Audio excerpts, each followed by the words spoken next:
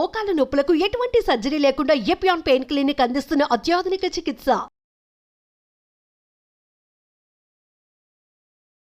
అమ్మ నేను విన్నాను 7 గంటలకి డిన్నర్ అనేది కంప్లీట్ అయిపోవాలి ఎట్టి పరిస్థితుల్లో అని అంటారు. అవును. ఎందుకనంటే సూర్యకిరణాలు ఎప్పుడైతే మీకు రాలేదో ఆ బర్నింగ్ అనేది చాలా కష్టం అవుతుందమ్మా. బయట నుంచి ఆ కిరణాలు పడాలి, లోపల నుంచి కరెక్ట్ గా ఉండాలి. రాత్రి అయ్యేటప్పటికి చంద్రకిరణాల యొక్క స్థితిని బట్టి మన ఎపటైజ్ రెస్ట్ మోడ్ లోకి వెళ్ళిపోతూ ఉంటుంది. అది రెస్ట్ మోడ్ లోకి వెళ్ళిపోతూ ఉంటుంది. కానీ మాకున్న ఈ బిజీ లైఫ్ లో ఆఫీస్ లో అయ్యేటప్పటికి 8-8:30, అక్కడి నుంచి మళ్ళీ ఈ ట్రాఫిక్ లో ఇంటికి వెళ్ళేటప్పటికి 9-10 అయిపోతుంది. ఆ టైంకి చేరుకునేటప్పటికి బాగా ఆకలి అవుతుంది, తినేసి నిద్రపోతూ ఉంటాం. మీరు ఇక్కడే ఏదో ఏర్పాటు పెట్టుకోవాలి, పొద్దున్న వచ్చేటప్పుడే తెచ్చేసుకుని అంతేనా? ఏదో ఒక ఏర్పాటు పెట్టేసుకుని చేసుకోవాలి. ఇది అందరికీ ఉంటుంది, తప్పదు. చాలా మంది ప్రాబ్లం తప్పదు. నేను కూడా సిటీస్ లో ఉన్న వాళ్ళ ప్రాబ్లం. అవును, నేను కూడా ఇది గమనించి నాకున్న షెడ్యూల్ కి నాకు కుదరక ఎప్పుడో ఫ్రూట్స్ కి వచ్చేసాను నేను. నైట్ అంటే ఫ్రూట్స్ తీసుకోవడం, అప్పుడు అది ఎర్లీగా ఎక్కడైనా తీసేసుకోవచ్చు. అది అవును, ఇంకా కుక్కుడు ఫుడ్ అనేది తీసేసి పెట్టుకున్నాను. అలా అలవాటు చేసుకున్నాను. అందుకని వెయిట్ గెయిన్ అవడం అనేది ఉండదు. మా సాధారణ జీవితంలో ఉన్న వాళ్ళు, మెడిటేషన్స్ ఎక్కువ చేస్తున్న వాళ్ళు, వాళ్ళకి ప్రత్యేకంగా ఆహార నియమాలు అంటూ తప్పకుండా ఉంటుంది. ఎలా? తప్పకుండా. ఎందుకంటే ఆహారము మైండ్ మీద చాలా చూపిస్తుంది, ప్రభావం చాలా ఉంటుంది. మీరు నేను ఒకటి చెప్తాను. ఇప్పుడు మాంసాహారం తిన్న పులి ఎంతో అగ్రెసివ్ గా ఉంటుంది, ఏనుగు చాలా బలంగా ఉంటుంది. శాకాహారి ఏనుగు సాత్విక ఆహారం తీసుకుంటుంది, అంత అగ్రెసివ్ కనపడదు. మీకు గమనిస్తే తెలుస్తుంది. పూర్వం ఎక్కడైనా టెంపుల్ కడితే కనుక ఏనుగు వచ్చి నేను పని చేస్తానని అక్కడ నుంచునేదంట. అందుకని ఇప్పటికీ కూడా మన గుళ్ళు నిర్మాణాల్లో మీరు చూస్తే కనుక పెద్ద పెద్ద రాళ్ళు, స్లాబులు లేవు అప్పుడు, రాళ్లే స్లాబుల కింద పెట్టి ఉంచారు కదా. మీరు గమనిస్తే తెలుస్తుంది. ఇవి ఎలా మనుషులు పైకెక్కించారు అనంటే ఏ మనిషి ఎక్కించలేదండి. అంతంత స్తంభాలు చూస్తే, మీరు అజంతా శిల్పాలు ఎక్కడ చూసిన అంతంత స్తంభాలు చూస్తే కనుక అవన్నీ ఏనుగులు మోసినవే. అక్కడ ఏనుగుల కోసం వాళ్ళు అవి ఎక్కడానికి ఇసుక మేటులు వేసేవారు.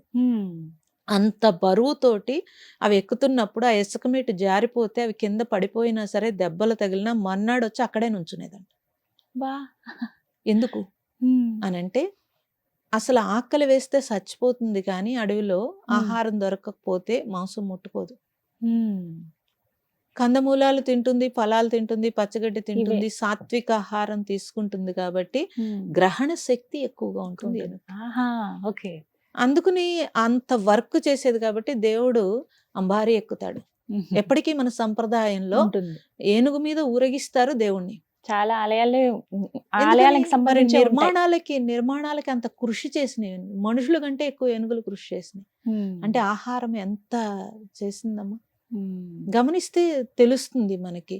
మన ఇంట్లో కూడా గమనిస్తే సాత్వికాహారం తీసుకున్న వాళ్ళు చాలా సత్వగుణంతో ఉంటారు. వాళ్ళకి ఆల్రెడీ కోపము, రజస్సు, జీన్స్ లో ఏదన్నా ఉండి ఇబ్బంది ఉంటే ఎవరినో ఒకళ్ళిద్దరిని చెప్పలేం. కానీ మాక్సిమం మనం కూడా చూస్తే మీకు అంత పవర్ రాదు. పవర్ మీన్స్ కోపం రాదు, అలాంటి ఉక్రోషం అలాంటివి రావు. మీరు గమనిస్తే తెలిసిపోతుంది బాగా. కాబట్టి ధ్యానం చేసేవాళ్ళు, లేకపోతే పూజలు చేసేవారు ఎవరైనా సరే, ఆహారం మన పూర్వీకులు మన పూజల్లో కూడా పెట్టారు. ఆహార నియమం చాలా పెట్టారు వాళ్ళు. అందుకే అత్తిస్సురు ఉండేది, పప్పు, అన్నం, నెయ్యి, అంతే కదండి. అలా ఉప్పులు ఇవి వేయలేదు కదండి. చూస్తే మీరు గమనిస్తే చాలా చప్పడి ఉంటుంది, ఉపవాసం ఉంటుంది. ఒకవేళ తినాల్సి వస్తే కనుక ఇదే ఉంటుంది, చిన్న బెల్లం ముక్కతో తినేయాల్సి ఉంటుంది కదా. అంటే ఎందుకు పెట్టారు అలాగా అంటే, మీరు పూజ దగ్గర కూర్చున్నప్పుడు ఇక్కడ ప్రశాంతంగా ఉండాలి అంటే ఆహార నియమం ద్వారా పూజ సరిగ్గా జరుగుతుందని తెలియచేశారు మనకి. తప్పనిసరిగా తెలియచేశారు.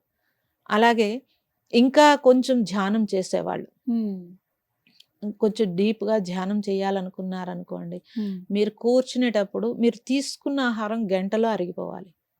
గంట దాటి మీకు ఉంటే కనుక మీరు కూర్చున్నప్పుడు లోపల రకరకాల ఎంజైమ్స్ బయటికి వస్తూ ఉంటే థాట్ లేసిపోతూ ఉంటుంది. ధ్యానం కుదరదండి. ఇప్పుడు మేము నిరాహారంగా సంవత్సరాల తరబడి ఎందుకు చేస్తాము? ఊరికే కాదు అసలు కదా. ఎలా ఉండగలుగుతారు? మరి ఎలా ఉండగలుగుతున్నాము అని అంటే ఉమ్, ఆహారం తీసుకుంటే ఇక్కడ శక్తి కొంత ఆహారం అరిగించడానికి అది సప్లై చేయడానికి సరిపోతుంది. ఉమ్, ఎప్పుడైతే నిరాహారంగా ఉన్నో టోటల్ శక్తి పెట్టగలుగుతాం, ఓకే, దాని మీదే పెట్టగలుగుతాము. ఆ, అలా నేను ఒక 1 ఇయర్ ఆహారం లేకుండా ఉన్నప్పుడు, నిరాహారంగా ఉన్నప్పుడు గృహంలో ఉంటున్నాను కాబట్టి మా గురువు గారు నైట్ ఫ్రూట్స్ తీసుకోమని చెప్పారు. ఉమ్, ఫ్రూట్స్ తీసుకుని ఉండేవాళ్ళం. ఎంత ఉమ్, తేడా తెలుస్తుందండి. ఉమ్. ఎప్పటికీ నేను చేస్తాను, అవునా? పూర్తిగా ఉమ్. నిరాహారంగా ఉండగలుగుతాం చేస్తాను. అమ్మ, శుభ్రంగా. మాలాంటి వాళ్ళం ఉండగలుగుతామా? మీరు మరి అంటే ఇక్కడే కదండి ఉంది నిగ్రహం అనేది, మైండ్ లో అక్కడ ఉంది, మైండ్ లో ఉంటుంది. మైండ్ లో ఉంది. ఇప్పుడు ఉమ్. డాక్టర్ చెప్తాడండి నీ ప్రాణం పోతుంది తినొద్దని, తింటారా ఉమ్. ఏంటి మీరు? కదా. అమ్మో అని అప్పుడు భయపడి ఆగుతాం. ఆగుతారు కదా. కదా ఉమ్. ఇప్పుడు మేము ఏది ముట్టుకోము అన్న వాళ్ళు కరోనాలో ఇష్టం వచ్చినట్టు అన్ని ఆకులు కోసుకుని కషాయాలు తాగేశారు. బా, అవును, జనాలు మామూలుగా కాదు. మబ్బొచ్చి అన్న వాళ్ళందరూ కూడా మేము ముట్టుకో అన్న వాళ్ళందరూ కూడా అలాంటి వాళ్ళని తాగారా చూసాం. తాగలేదా? అవునమ్మా, మరి తాగారు. ఎక్కడ ఎక్కడైనా బయట హోటల్స్ లో తిన్నారేంటమ్మా భయం వేసి? అస్సలు. ఇంట్లో నోరు మూసుకుని వండుకుని తిన్నారు ఉమ్. కదా. ఉమ్. మరి ఇదంతా గమనిస్తే ఉమ్. తెలిసిపోతుంది. అంటే ఇంత సాత్వికంగా తీసుకోవాలి సాధనలో. తీసుకోవాలి అమ్మ, సాధన. మాంసాహారం తినే వాళ్ళ పరిస్థితి ఏంటంటే చాలా మంది మాంసాహారం మాకు అలవాటు అండి అని రోజు తింటారు. కొంతమంది అయితే వారానికి 3 రోజులైనా తింటారు కొంతమంది. అలా తినే వాళ్ళకి అంటే వాళ్ళు సాధన చెయ్యొచ్చా అసలు? వాళ్ళు చేసిన పూజలు గాని పెద్ద ఏమైనా చేయొచ్చా? కుదరదమ్మా. అవునా? మీరు వాళ్ళకే తెలిసిపోతుంది. ఉమ్. రాక్షస ఆహారం అంటాం. ఉమ్. రాక్షస లక్షణాలు ఉన్నప్పుడు ఉమ్. సాధన అంత ఈజీగా కుదరదు. ఉమ్. ఎవరైనా సరే మేము చేస్తాము అని అంటే కనుక ఉమ్. వాళ్ళు గమనించుకుంటే వాళ్ళకి డీప్ గా ముందుకు వెళ్ళలేరు. ఉమ్. అంటే ఎక్కడ వాటిని వాళ్ళు అక్కడే ఆపేయాల్సి ఆగిపోతారు. ఉంటుందా? ఆపేయాల్సి సాధన? ఉంటుంది ఉమ్. తప్పనిసరిగా. ఉమ్. సాధన చేయాలి, లేకపోతే మీరు ప్రత్యేకంగా భగవంతుడి కార్యాలు ఏవైనా సరే నాన్ వెజిటేరియన్ తో వర్కౌట్ అవ్వదు అస్సలు. ఉమ్. డీప్ సాధన అవ్వదు. ఉమ్. మామూలుగా ఏదో స్పిరిచువల్ లో ఉంటారు. స్పిరిచువల్ అవును. వేరు, సాధన వేరు. ఉమ్. స్పిరిచువల్ లో ఆధ్యాత్మికత అంటే నేర్చుకుంటారు, ఆ. తెలుసుకుంటారు, ఉండడం అంతే. కానీ సాధన మాత్రం కుదరదు. ఉమ్. అది వర్కౌట్ కష్టమే. కష్టం. కానీ ఈ నియమాలు పాటిస్తే ఖచ్చితంగా హెల్దీగా హెల్దీగా ఉంటారు. తర్వాత వాళ్ళ వైబ్స్ అన్ని హెల్దీగా ఉంటాయి. వాళ్ళ వైబ్స్ హెల్దీగా ఉంటాయమ్మా. ఉంటే ఇప్పుడు ఇంటికి దీపం పెడితే మంచిది అంటున్నారు. నువ్వే దీపం కదా. నువ్వు శుద్ధి అయితే ఆ ఇల్లంతా శుద్ధి అవుతుంది కదండి. అవును.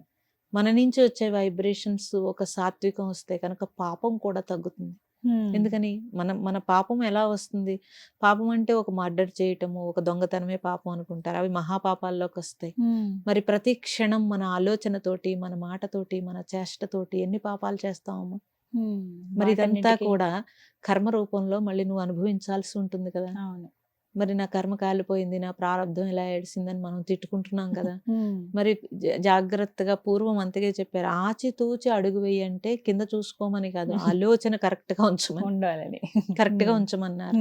ఉంచితే ఏ పాపము లేకుండా నువ్వు చక్కగా నువ్వు బాగుంటావు, నీ చుట్టూ ఉన్న వాళ్ళందరూ బాగుంటారు. బాగుంటారు. చాలా బాగా చెప్పారు.